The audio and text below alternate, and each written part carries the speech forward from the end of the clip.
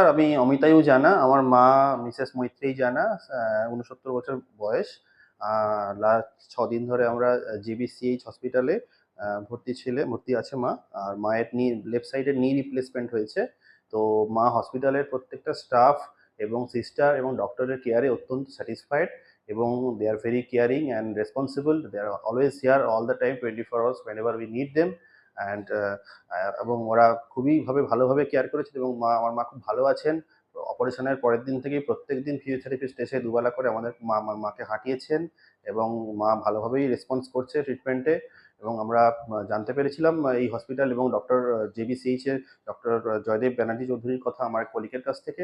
এবং আমি সবাইকে রেকমেন্ড করব যেন যাদের অর্থোপেডিক প্রবলেম হবে তারা যেন এই হসপিটালে এসে যোগাযোগ করে। এবং আমার মা যদি কিছু বলতে চায়। আমার ছেলেও একজন ডাক্তার। ও ডাক্তার হিসেবেই সবার কাছ থেকে জেনে তারপরে সবাই এখানে রিকমেন্ড করার পরে ও আমাকে এখানে ভর্তি করেছে।